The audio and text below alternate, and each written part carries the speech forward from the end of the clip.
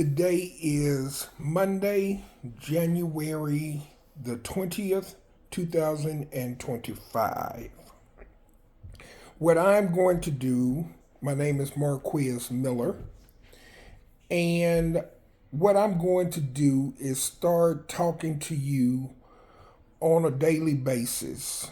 And I'm going to start telling my prison experiences that I had while incarcerated in the Arkansas Department of Corrections. I was locked up for first-degree murder, second-degree battery, and aggravated assault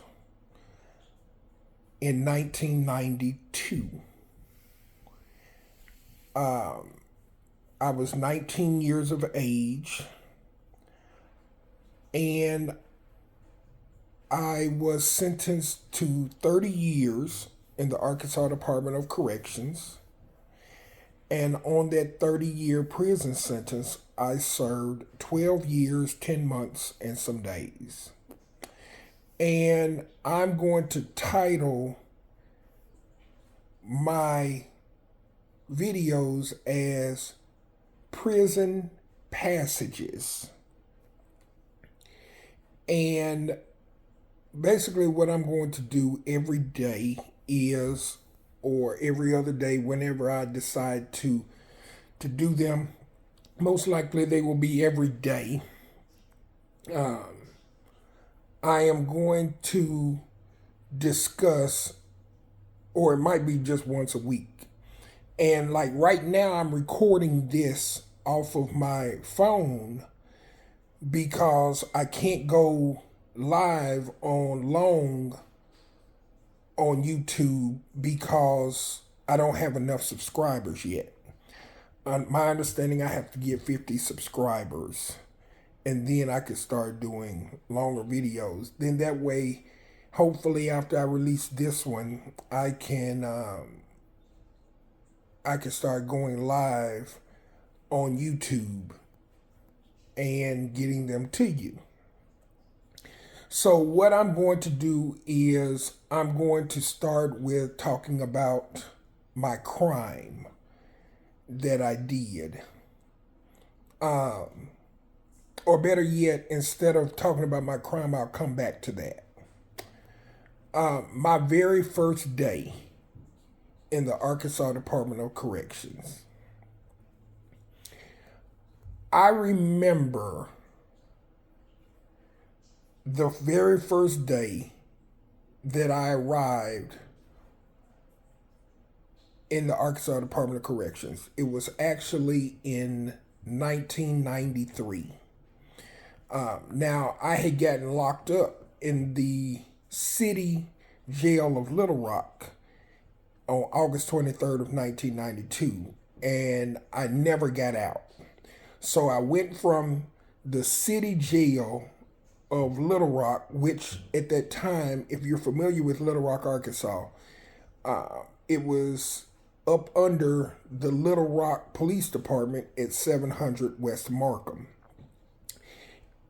If you're familiar with that, then you know it was a straight hellhole. It was a dungeon. It was up under the jail. I'm gonna say up under the police department. And I was locked up there for a period of time, and then I was transferred over to the Pulaski County Detention Facility, which then was just straight the Pulaski County Jail. In that time, it was just APOD, which had two sides to it, and then there was APOD was for the violent offenders. BPOD was for the non-violent offenders, like your theft of property, your drug charges, your burglary, things of that nature. And then you had CPOD, which was for the trustees, and then you had juvenile. Also in the county jail, you also had OB, which was observation, and then you had isolation, which was the hold. So while I was waiting to go to trial, I had some pending charges for the second degree battery and aggravated assault. That after I caught the murder charge, the second degree battery and aggravated assault were eventually commuted, up to 1 year in the Arkansas Department of Corrections. So after I got sentenced to that, I believe that was in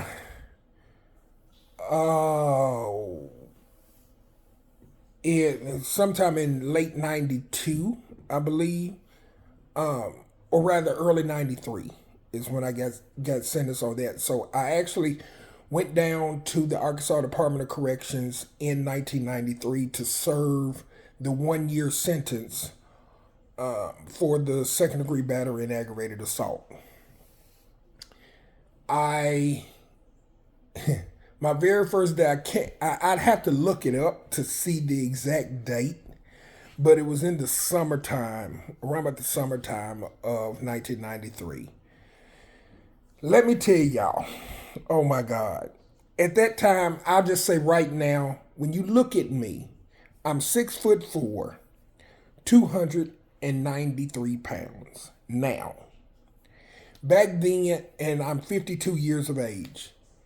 Back then, I was approximately 6'3". At the age of 19, I was like 6'3", 140 pounds. So I was a little bitty dude. I was a beanpole. I had long hair that reached down to almost the center of my back. Of course, I'm gay, and I was gay then, and as far as I know, I've been gay all my life. And when I got in, we came in on the bus. It was me and some more inmates, and we went to Varner Unit.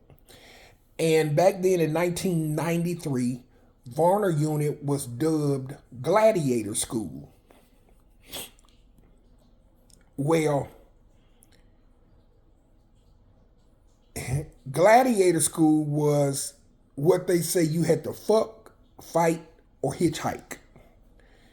Meaning you gonna have to fuck, meaning you have to give up some booty.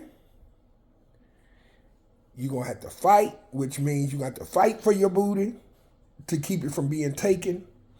Or you're gonna have to hitchhike, which means catch protective custody, PC. Fuck, fight, or hitchhike. That was the dub. That was the phrase back then. And Varner was nothing but young dudes, man. When I say young dudes, I mean as young as 14 that I can remember. I think the youngest dude that I ever saw in there, I'm not going to say his name, he's from El Dorado. I think he was either 14 or 15. And, you had dudes in there like 20, 22, 23 years old.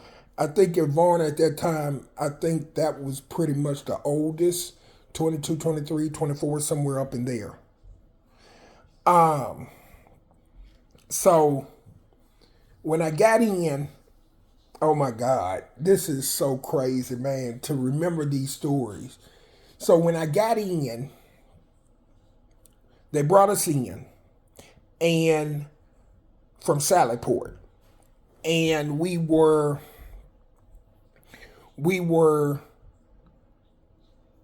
in the hallway of the laundry.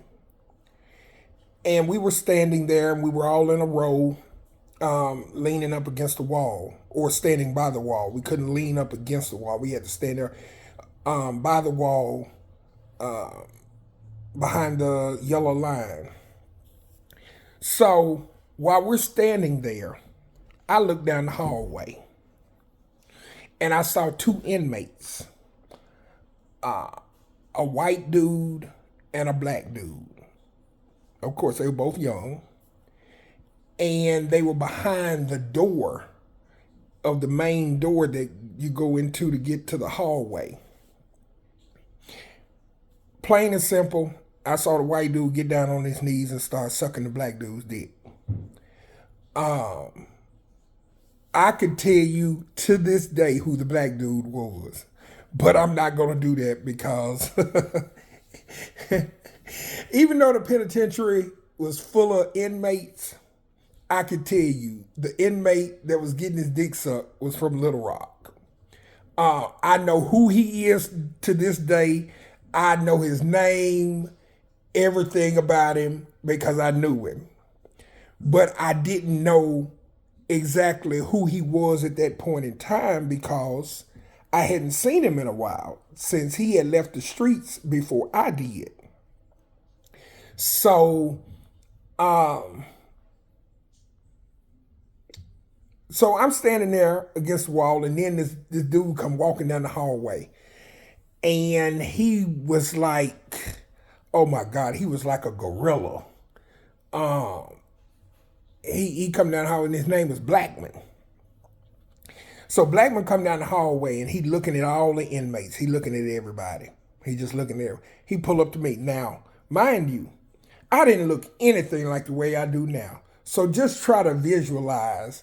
I had no facial hair, cause for an openly gay person, you didn't wear facial hair. You didn't have facial hair. There was no facial hair. We had access to makeup. We wore makeup in there. We were women. Now let me put this disclaimer on there. There were female officers who worked for the Arkansas Department of Corrections back then, but they didn't work around the inmates. They worked up front. They worked the towers. They worked in master control, things of that nature, but they did not work in the inmate population. So it was a number of male inmates or male guards working around male inmates. So Blackman comes down the hallway. He's standing there. I had my hair braided up. It was one of my sisters had did my hair for me before I left diagnostic. Her name was Breedlove. And Breedlove had did my hair. She did me an updo. And when I tell you that updo was beat, it was beat to the gods. So Blackman come down there, he stopped in front of me.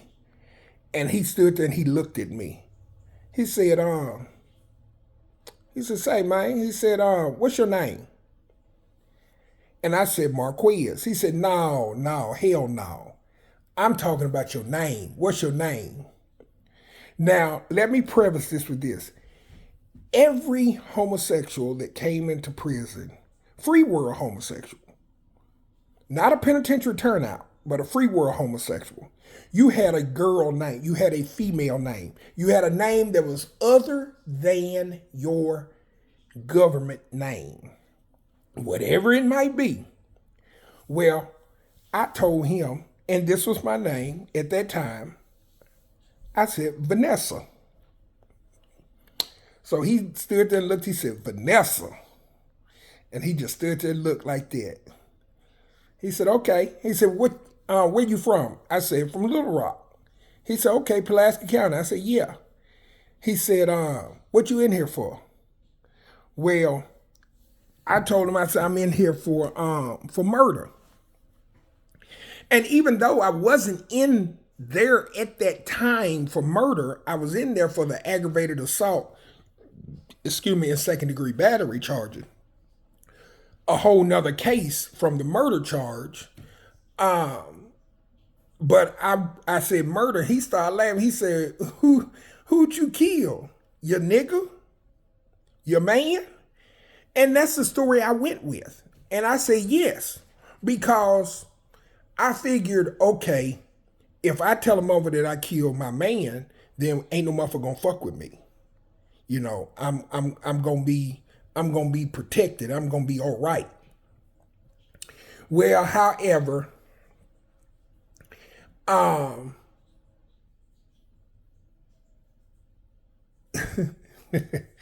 So he was like, okay.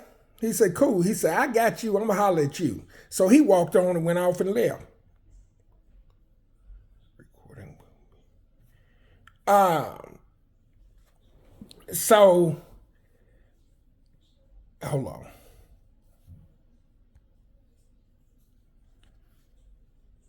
So he said, I got you. He says, he it's so crazy because I'm remembering this as I'm going along. So he told me, he said, I got you. And then he left. So as he went on and left, the little white, there was an inmate, another white inmate standing next to me, little white dude, and he was like, ooh, man, dude gonna get you. Dude gonna get you. I said, dude, I said, bitch, shut up. Like that. I was like, bitch, shut the fuck up. You don't know what you're talking about. He wasn't gay, but he was about to be. While he's standing there trying to talk about what was gonna happen with me. So, anyways, then all of a sudden, one of my homeboys come down the well, I ain't gonna call him my homeboy, but he was a dude that I met in the city jail, and I'm not gonna say his name, but he come down the hallway, and he was like, "Quick," and that was a nickname that he gave me. I'm not gonna say why he gave me that name or whatever, but he named me Quick. Later on in throughout the videos, I might reveal that how I got that nickname Quick. So anyway, he was like, Quick, and I was like, ah, and I screamed like the little schoolgirl that I was, and I said his name, and I was like, oh my God, and I just queened out. And he came up and he was like, I gave him a hug, and I was like, oh my God, and he was like, are you okay? And I was like, yeah, I'm okay. I'm standing here. So the little white dude that was standing beside me said, hey, man. He started tapping me on the shoulder. He said, hey, man, tell him about that guy that just came down here. So I was like, bitch, shut up. Girl, please, get a life. So my homeboy was like, what is he talking about? I said, oh, nothing. I said, this dude came down the hallway and asked me who was I, what was my name, and that he was going to see me again and all like that. And he said, well, what was the nigga's name? And I said, Blackman. He said, oh, I already know dude. He said, dude got a life sentence. He said, don't worry about him. He said, I'll take care of that. So now I was in the city, the county, and everything with this dude here that I'm talking to now. So I'm happy to see him. And I'm like, man, there was a dude over there just sucking dick behind the door. He said, look, what you see in here, you don't see. If it don't concern you, you mind your own damn business. He said, that type of shit will get you killed. I was like, hey, I didn't know. I just seen, he's like, again, you see, but you didn't see. What did you see? I said, I didn't see anything. He said, right. That's the right answer. You didn't see shit. I said, okay. So fast forwarding it on up, they took us on into the hallway, and they took us to medical. We saw medical, and then we came out, and then they took us into the chow hall to eat. Bro, let me tell you. This was the most craziest fucking shit that I have ever seen in my life. When I walked into the chow hall, now, the chow hall is closed down right now because lunch has been served, breakfast, lunch, and the only other meal that's left to be served is dinner. But the majority of the inmates that are on host squad are out in the field right now. So at this time, it's somewhere probably like about 1 o'clock. Excuse me. Give or take. It's about 1 or 2 o'clock in the afternoon. And everybody just went back out to host squad and everything. So we haven't seen host squad inmates yet. So I'm gonna run this video for 30 minutes. So I got 10 minutes left, and then that's the way I'm gonna do my segments. Then I bump them up more as I go along. So this story here will probably be the end of this first segment. So this is what happened. When we walked into the chow hall, I went to pick up my silverware and to get my plate to get my food. When I tell you, one inmate, one little young dude came running from the back. He like, hell no, don't touch your plate. I got you, I got you. He got my plate. Another one grabbed my silverware. Another one grabbed my cup. And they asked me, the one that grabbed my cup said, what you want to drink? I said, well, what do they have to drink? He said, we got water, we got tea, and we got milk. He said, you don't want the milk. I said, why not? Because I drink milk. I said, why not? He said, man, you don't want that milk. They don't be pasteurizing that milk fully. They be taking that milk straight out the cow, and they don't strain it a lot of times, and it still got all that shit in it. I said, well, no, I don't want that. He was like, and the tea, I'm going to get you some tea. Yeah, the bitch need the tea, man. Don't, yeah. Because the tea, they put saltpeter in it. Saltpeter keep your dick from getting on hard. So they was like, oh, you don't need your bullshit getting on hard. No way. That's what they call eye dicks. Bullshit. Because we ain't supposed to have it. When we shower, we ain't supposed to show our dicks or nothing. Our dicks ain't supposed to be nowhere in the way. We take a towel, we cover it up. Because we ladies. So our dicks ain't got no business getting no hard or nothing. So this nigga gonna want to give me some motherfucking tea so I can drink with that saltpeter in it to keep my dick from getting on hard. Well, I said, okay, well, give me 2 cups, a cup of tea and a cup of water. Cool. When I tell you the other dude with my tray, when I tell you they stacked my plate full of food, they were talking about, damn, you a little bitty motherfucker. You need to get some weight on you and everything. I'm like, don't try to cut me because of my weight. I'm just fine.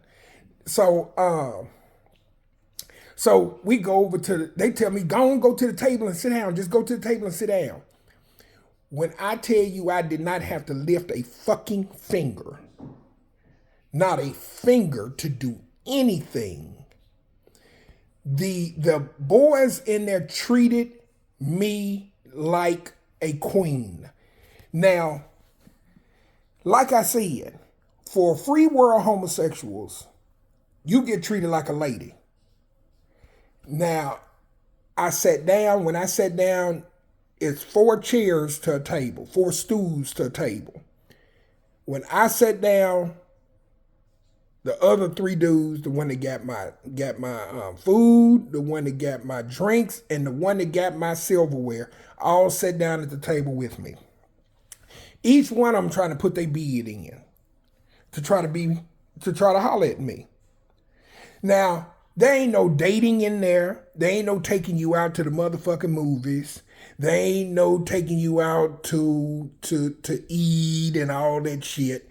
We ain't trying to get to know each other. A motherfucker trying to be your husband because they want to fuck. They wanted to get their dick sucked back then and they wanted to fuck. That's what it was about. But they want to, what they call, put you in the box. Especially if you look good. If you a nice looking homosexual, like I was, still am to a degree, but hey, I'm older now. Then I was hot commodity. So I'm sitting there eating, and then I'm talking to them. They're asking me questions like, why am I locked up? Where am I from? What's this? Like this and everything. And then they turned to my homeboy because he was sitting at the table next to us.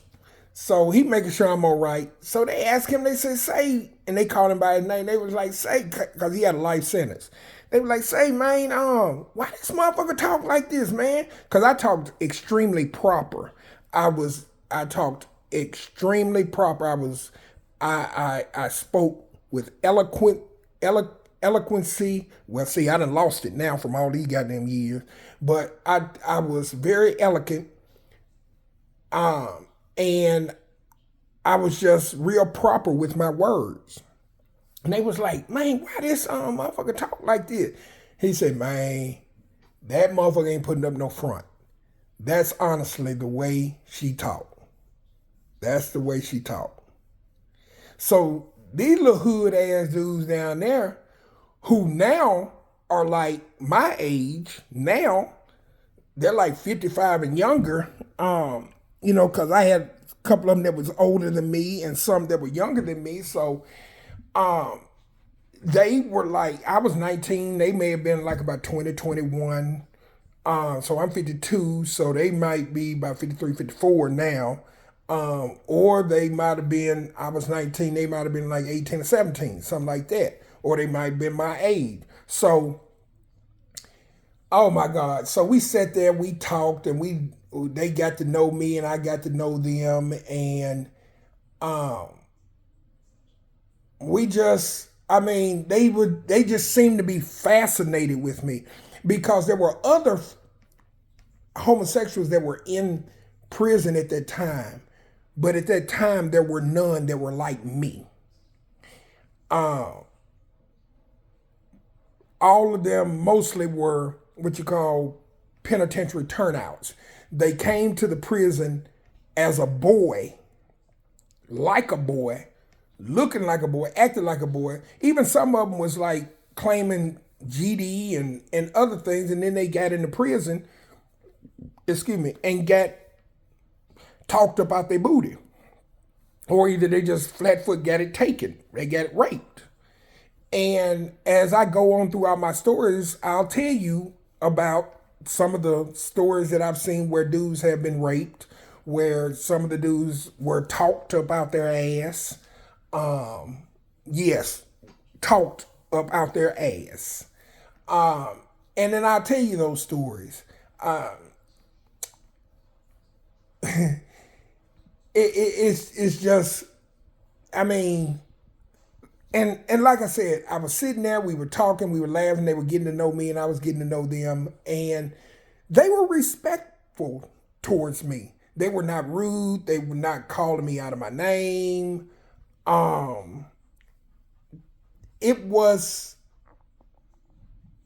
It helped me to relax, to understand where I was at. And a lot of people tend to think, oh, I'm going to prison. Oh my God, I can't believe this. I'm not going to be able to take this. I'm not going to be able to stand it. Let me tell you something. Anywhere you go, you have to learn to make the best of your situation. You cannot go into a setting like that, doing time in prison, especially doing a vast number of years, and thinking, oh, you're going to just mope around there and you're going to keep your head down and you're just going to keep on going through every day, hoping and praying and wishing that you was at home and everything, because you're going to have a miserable ass fucking time. Your time is going to go by extremely slow and bad, and you're going to have a very bad stay. You have to make the best of your time that you are there. Do your time, mind your business. If you're a free world homosexual like I am and like I was, then you don't necessarily have to get a man. You don't necessarily have to get a husband.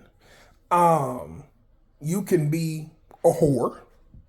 You can be the pod whore and just go around and just, have dudes left and right.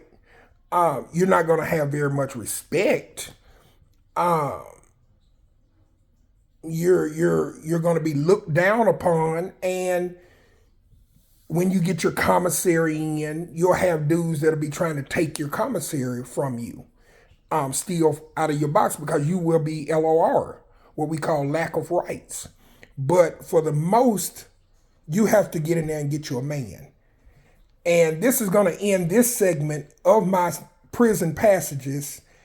Until next time, y'all take care. Talk to y'all later. See y'all. Love you. Take care. Until next time. This is Marquez Miller for Prison Passages. Bye.